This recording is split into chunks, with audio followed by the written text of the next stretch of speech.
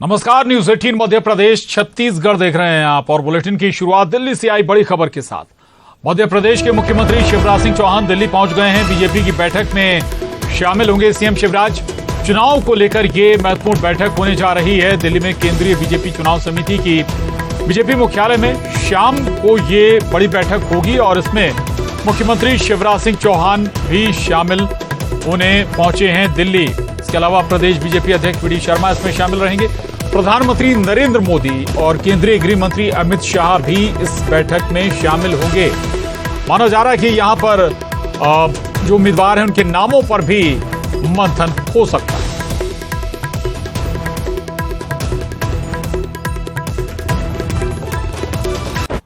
और मनेंद्रगढ़ से बड़ी खबर है लंपी वायरस की फिर दस्तक। 15 से अधिक मवेशी संक्रमित हुए हैं लंपी वायरस से। बैकुंठपुर मनेंद्रगढ़ में आवारा पशुओं में यह संक्रमण एक बार फिर फैल रहा है। पड़ोसी राज्यों के बाद छत्तीसगढ़ में फैल रहा है ये लंपी वायरस। पशुओं में तेजी से संक्रमण हो रहा है। मनेंद्रगढ़ कोरिया जिले में दहशत में है पशुपालक। तो पशुओं में एक बार फिर से लंपी वायरस फैलता हुआ नजर आ रहा है। एक बार फिर से मामले बढ़े हैं।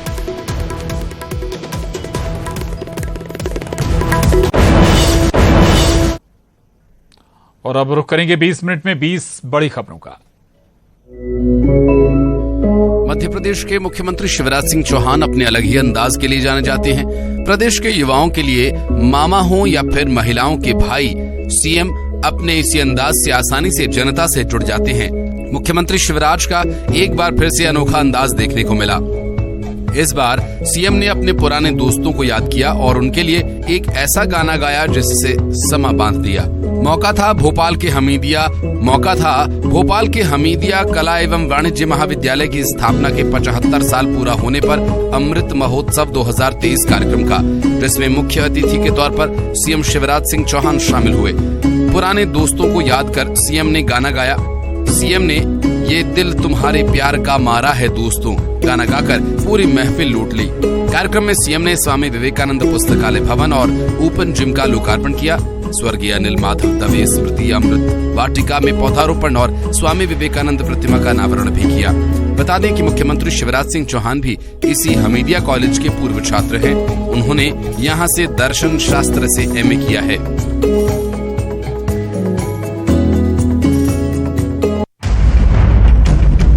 प्रदेश भर में मानसून सक्रिय है। बारिश लगातार होने से कई डैमों के गेट खोले जा रहे हैं। ऐसे में लोग घूमने जाने का एक भी मौका नहीं छोड़ रहे। बारिश के दिनों में घूमने फिरने वाली जगहों पर सावधानियां बरतनी चाहिए। ये जानते सब हैं, लेकिन कोई भी सावधानी बरतने के लिए तैयार नहीं होता। पिकनिक स्पॉट्स पर हादसों की कई खबरें आने के बाद भी लोग लापरवाही करते हैं। नतीजा हादसा। इंदौर से सामने आई ये तस्वीर भी लापरवाही की कहानी बयां कर रही है। महू शहर के समीप आने वाले पर्यटक स्थल चोरल डैम में कुछ युवक मौसम का मजा लेने के लिए गए हुए थे, लेकिन सारा का सारा मजा तब धरा का धरा रह गया जब एक कार डैम में जा डूबी। जानकारी के मुताबिक युवक कार से स्टंट कर रहे थे, तभी कार असंतुलित हो गई और डैम में जा फंसी। डैम में फंसी कार को दूसरी कार से टोचन कर बाहर निकाला गया।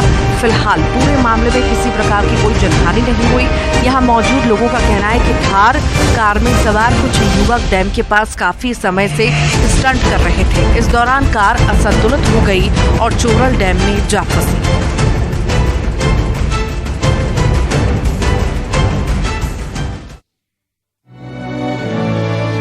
रतलाम शहर के पर्वतारोही दंपत्ति अनुराग चौरसिया और सोनाली परमार ने यूरोप की सर्वोच्च चोटी माउंट एल्ब्रुस पर फतह हासिल कर स्वतंत्रता दिवस के दिन तिरंगा फहराया। अनुराग और सोनाली ने 15 अगस्त की रात 11 बजे निकलकर -20 से 25 डिग्री के तापमान में पर्वतारोहण कर 16 अगस्त की सुबह 5:30 बजे यूरोप की सर्वोच्च पर्वत चोटी पर राष्ट्रीय ध्वज फहराया। माउंट एल्ब्रुस पर पहुंचकर दोनों ने राष्ट्रगान गाया और 7 बार सूर्य नमस्कार किया। ये उपलब्धि हासिल करने वाले सोनाली और अनुराग भारत के पहले दंपत्ति बन गए हैं। इसके पहले भी इन दोनों ने अफ्रीका की सर्वोच्च पर्वत चोटी किलिमंजारो को फतेह कर तिरंगा लहराया था। अफ्रीका के सबसे ऊंची चोटी किलिमंजारो पर भारतीय तिरंगा फहराने के बाद रतलाम के दंपत्ति अनुराग चौरसिया और सोनाली परमार ने एक बार फिर देश का नाम रोशन किया। अनुराग और सोनाली ने इस बार यूरोप महाद्वीप की सर्वोच्च चोटी एल्ब्रुस पर चढ़ाई कर 16 अगस्त की सुबह तिरंगा फहराया है।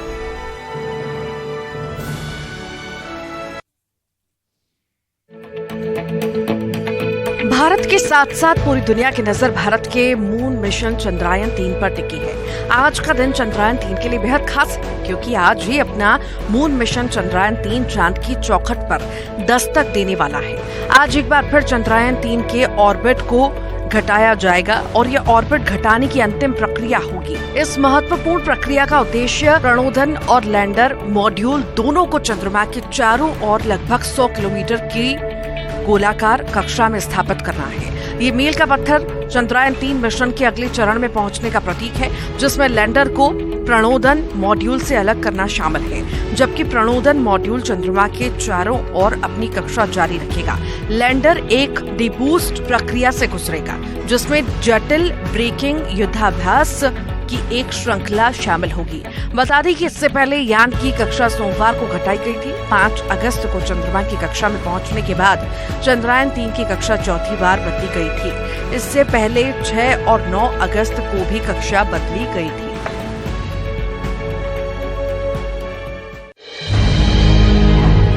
देश के पूर्व प्रधानमंत्री अटल बिहारी वाजपेयी की आज पुण्यतिथि है और इस मौके पर पूरा देश अटल बिहारी वाजपेयी को श्रद्धा पूर्वक याद कर रहा है। मध्य प्रदेश के मुख्यमंत्री शिवराज सिंह चौहान ने भी पूर्व प्रधानमंत्री को पुण्यतिथि पर श्रद्धा सुमन अर्पित किए।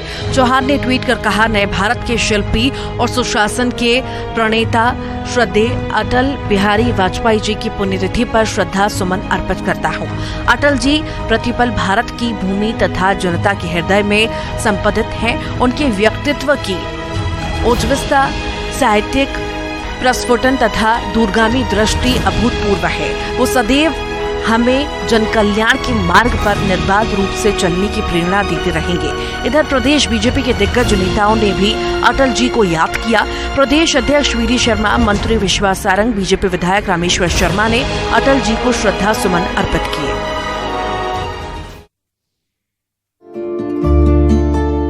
अगर आप भी एक एनिमल लवर हैं और आपको भी अलग अलग तरह के जानवरों को देखने का शौक है तो ये खबर आपके लिए है। इंदौर जू में जल्द ही एनिमल एक्सचेंज प्रोग्राम के तहत अफ्रीकन ज़ेब्रा का आने वाला है, जिसके आने के बाद इंदौर का कमला नेहरू प्राणी संग्रहालय प्रदेश का पहला ऐसा चिड़ियाघर होगा जिसमें पर्यटक ज़ेब्रा को निहार सकेंगे।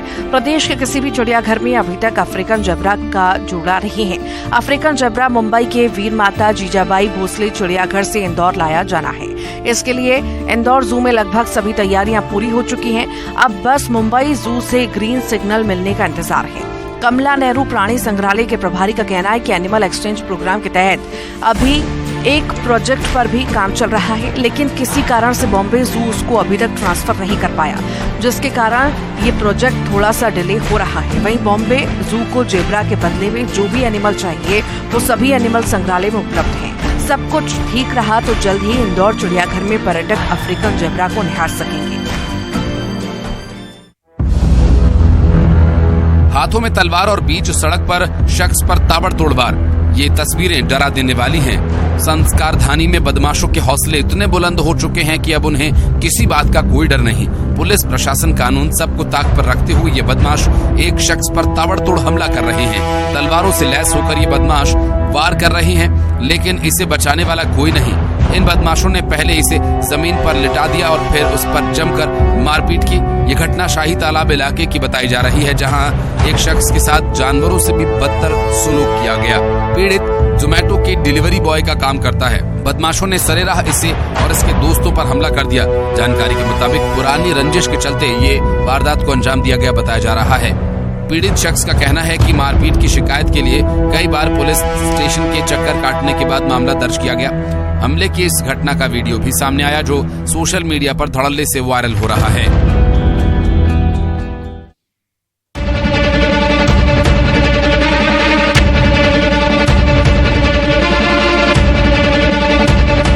ये तस्वीरें तबाही की हैं। ये तबाही किसी तूफान या आंधी से नहीं, बल्कि हाथियों के उत्पात की वजह से आई। जी हाँ, ये सारा किया धरा हाथियों का है, जो इस वक्त प्रदेश के कई इलाकों में उत्पात मचा रहे हैं। छत्तीसगढ़ में यूं तो हाथी अपना डेरा डाले ही रहते हैं, लेकिन पिछले कुछ दिनों से हाथियों के हुड़दंग के चलते स्थानीय लोगों में काफी खौफ है और उन्हें परेशानियों का भी सामना करना पड़ रहा है। पेंड्रा, गरियाबंद, बलरामपुर में हाथियों का उत्पात है, जिसकी वजह से लोग अपने घरों में भी डरे सहमे से रह रहे हैं। पेंड्रा मरवाही में हाथियों ने फसलों को तो नुकसान पहुंचाया ही, साथ ही एक किसान के घर को भी हाथियों ने तोड़ डाला। वहीं खदराही में दंतैल हाथी ने एक घर को अपना निशाना बनाया। जानकारी के मुताबिक हाथी के हमले से घर के लोग बाल बचे। इधर बलरामपुर में हाथियों ने खेत में लगी खड़ी फसल को बर्बाद कर दिया। बता दें कि हाथियों के इस तरह की गतिविधियों के चलते अब वन विभाग अलर्ट हो गया है। 30 से 35 गांव के लोगों को हाथियों से दूरी बनाए रखने की सलाह दी जा रही है। रुस्तम, राणा और बॉबी, ये नाम है बाघिन रक्षा के नन्हे शावकों के। भिलाई के मैत्री बाग जू में 3 महीने पहले जन्मे इन शावकों का नामकरण हो गया है। इसके साथ ही शावकों को अब केज में शिफ्ट कर दिया गया है। इन शावकों का दीदार करने के लिए अब लोग आ सकते हैं। ये तीनों शावक सफेद बाघिन रक्षा और बाघ सुल्तान के बच्चे हैं। 3 महीने पहले इन शावकों का जन्म हुआ था। शावकों की मां रक्षा ने पिछले 3 महीने में तीनों ही शावकों का पालन पूरी तरह से तत्परता के साथ किया। वहीं मैत्री बाग प्रबंधन भी इन्हें लगातार रक्षा प्रदान कर रहा था। नन्हे शावकों और उसकी मां को पौष्टिक आहार की पूर्ति करा रहा था और सभी जरूरी विटामिन इन्हें दिए जा रहे थे। बता दें कि आजादी के 77वीं वर्षगांठ के अवसर पर इन तीनों शावकों का नामकरण किया गया। नामकरण कार्यक्रम में पहली बार खुले में शावकों को लाया गया। नन्हे शावक इस दौरान उछल कूद करते भी नजर आए। इन शावकों को नियमानुसार सुरक्षित स्थान पर रखा गया है। मैत्री बाग जू की शान, इन शावकों को अब केज में शिफ्ट कर दिया गया है।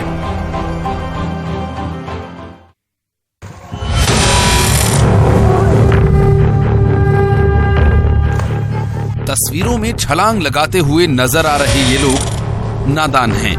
उन्हें अंदाजा नहीं है कि नहर का पानी कितना गहरा है, लेकिन जिम्मेदार लोग आखिर कहाँ हैं? क्या उन्हें यहाँ पर सांकेतिक बोर्ड्स नहीं लगाने चाहिए? क्या इसकी फुर्सत भी उन्हें नहीं मिली? क्या इस नहर के आसपास कोई स्थानीय नहीं था जो इन बच्चों को यहाँ छलांग लगाने से रोक पाता?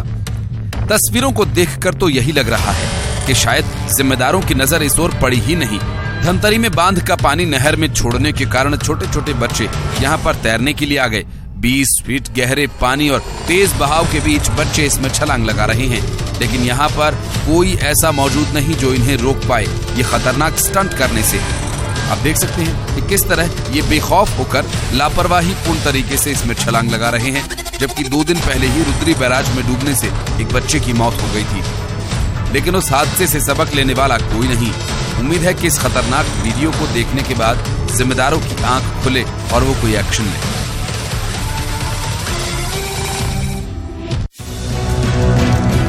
एमपी अजब है और यहाँ की गजब घटनाएं तो पूरे देश में मशहूर हैं। बात किसी जगह की हो या फिर यहाँ के नेता मंत्रियों की, सुर्खियां तो बन ही जाती हैं। हाल ही में एक बीजेपी विधायक का अजब गजब डांस वीडियो सोशल मीडिया पर देखने को मिला। पहले आप जरा विधायक जी के लटकों झटकों को देखिए।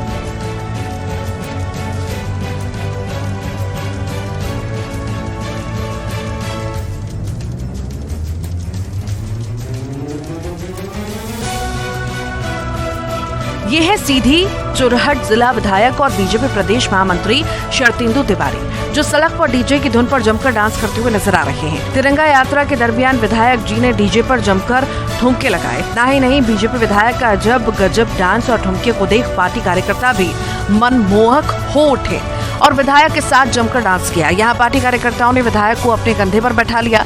बावजूद उसके विधायक पार्टी कार्यकर्ताओं के कंधे पर बैठकर डीजे की धुन पर थिरकते रहे, जिसका वीडियो अब सोशल मीडिया पर वायरल हो रहा है। बीजेपी विधायक के डांस को देख लोग इसके कई मायने निकाल रहे हैं, जो चर्चा का विषय बना हुआ है।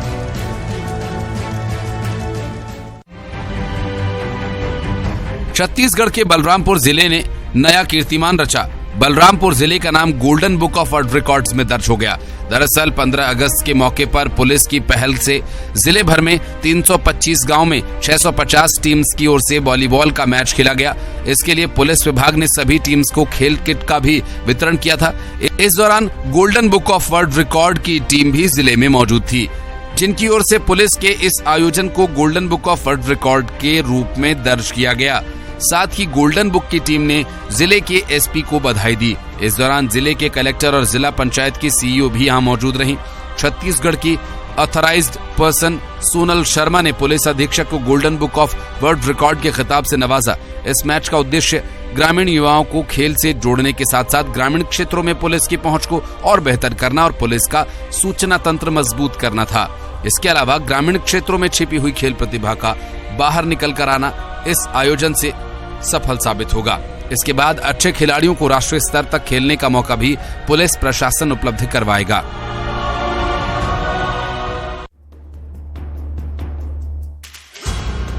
गुजरात के बनासकांठा से एक दिल दहला देने वाला वीडियो सामने आया।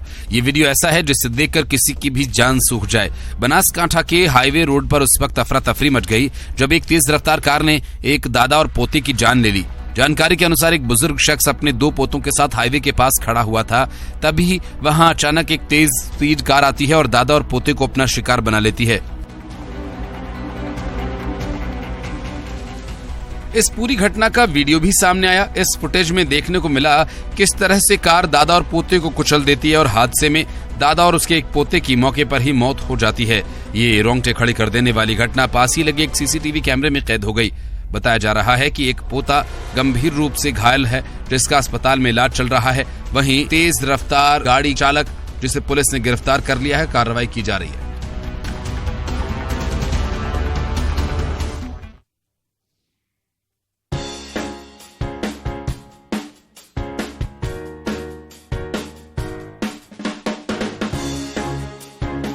मछली जल की रानी है, लेकिन यहाँ देखिए, व्हेल से लेकर शार्क तक हवा में गोते लगा रहे हैं। और मछलियां ही क्यों, यहाँ तो घोड़े भी उड़ रहे हैं। ये तस्वीरें तमिलनाडु के महाबलीपुरम में आयोजित इंटरनेशनल काइट फेस्टिवल की हैं। पतंगबाजी के शौकीन यहाँ अपना हुनर दिखाने पहुंचे हैं। आसमान में तरह तरह की पतंगे नजर आ रही हैं। नजारा इतना शानदार है कि देखने वाले देखते रह जाए। हवा में लहराते अलग अलग डिजाइन की इन पतंगों की खूबसूरती देखते ही बन रही है। पतंगबाजी का यह अद्भुत आयोजन लोगों का मन मोह रहा है।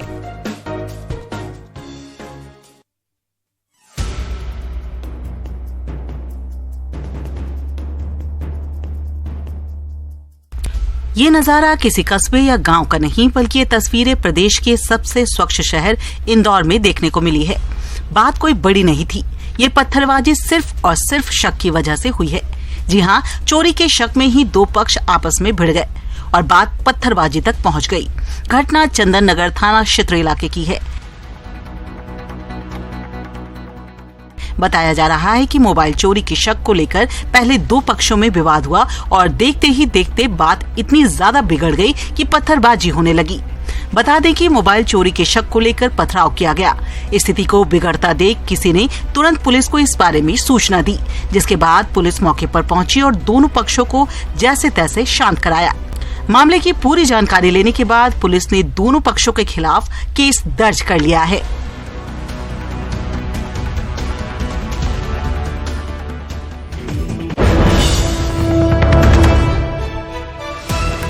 और बड़ी खबर है श्योपुर से, जहां एक व्यक्ति की मौत हो गई है। घटना घटी है, हादसा हुआ है, 7 लोग घायल हुए हैं, 3 की हालत गंभीर है बताई जा रही है। तो ये बड़ी खबर है श्योपुर से।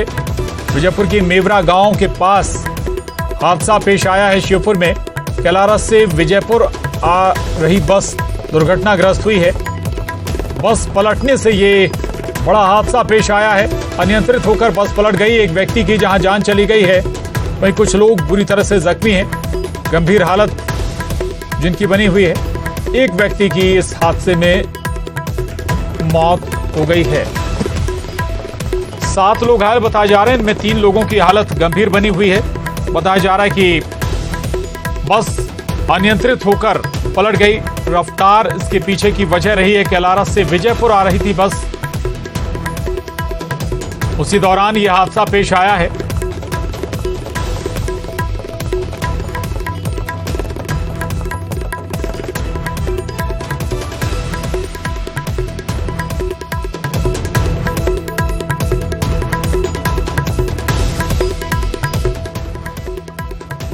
तो आपको एक बार फिर बता दें, ये बड़ा हादसा पेश आया है श्योपुर में, जहां एक बस अनियंत्रित होकर पलट गई है और इस हादसे में जहां एक व्यक्ति की मौत हो गई है, वहीं करीब आधा दर्जन से ज्यादा लोग जख्मी हैं और इनमें 3 लोगों की हालत गंभीर बनी हुई है। ये तस्वीरें देखिए आप, हादसे के बाद की तस्वीरें हैं।